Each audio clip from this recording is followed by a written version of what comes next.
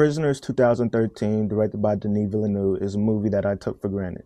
What I mean by that is that the first few times I watched it, I liked it. I had a fantastic time watching it. I ended up giving a 4 out of 5 star rating on Letterboxd, one of my favorites. But I didn't understand how people were regarding it as a masterpiece. For my first 3 or 4 watches, my ratings generally stayed the same of it. I tried to see what other people saw in it, but I just couldn't. It didn't click until the last 2 watches.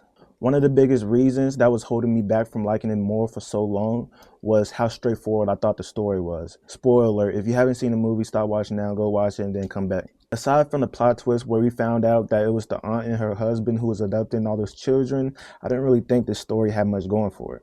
I should say that when I first seen this movie, I wasn't into films as I am now, so I wasn't very attentive to all the little details, which for this movie is a big mistake because this movie is all about the details. It's very detail oriented. A lot of the meaning isn't there in your face until later on, so if you're not paying close attention, you're not going to pick up on it. It's going to go over your head, and then you'll be underwhelmed by the overall story like I was. To elaborate on that point, I never really noticed how religious this movie is.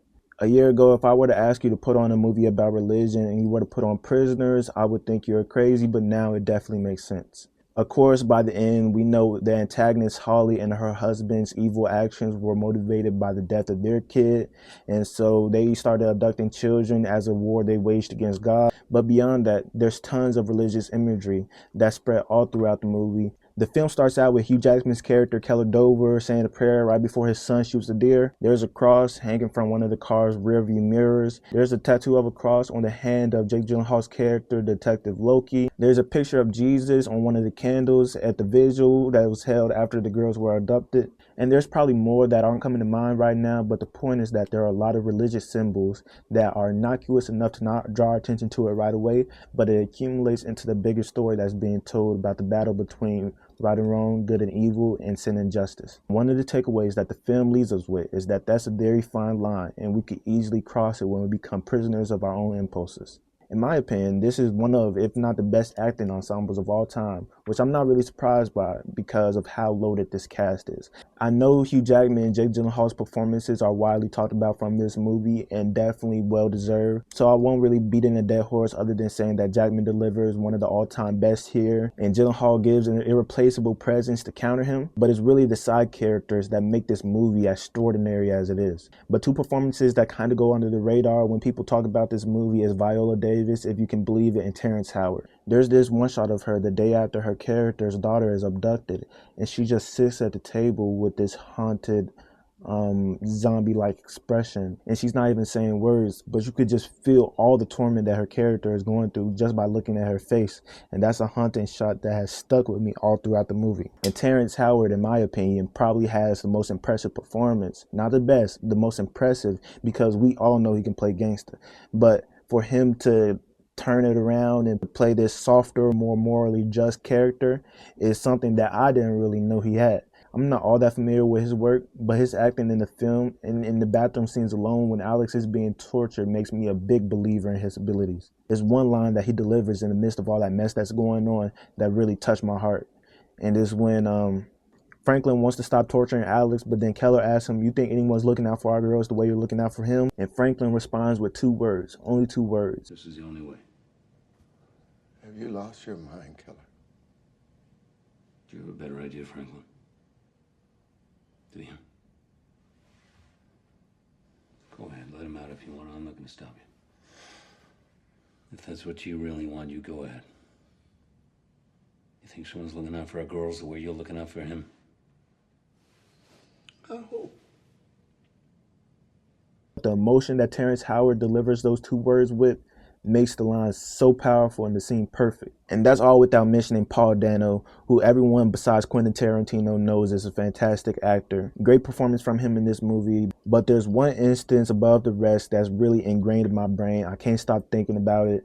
And is where his character Alex is screaming and the scene cuts, it fades on his screen. It's so chilling, it's so haunting, it's so eerie, very memorable. It sticks with you. It sticks with you in the bad ways, but in some type of morbid way, and it sticks with you in the good ways.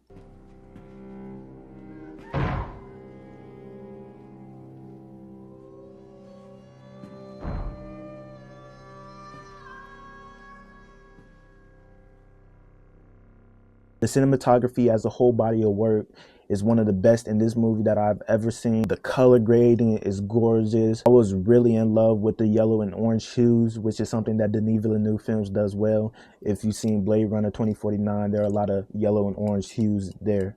There's one shot in the opening of the movie where everyone's having a good time inside the house. The family vibes are at an all-time high. And then the camera switches to an outside perspective of the house.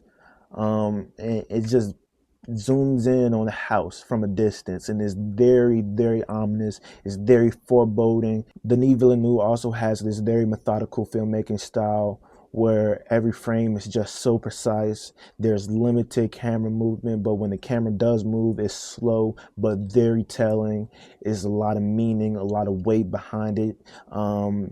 Every focus shift is very intentional. It actually reminds me a lot of David Fincher style, whose work I'm actually not a big fan of because of how clinical it is, but given the genre that a lot of his films are, where it's dealing with crime, serial killers, mystery, and all that aspects, it makes sense.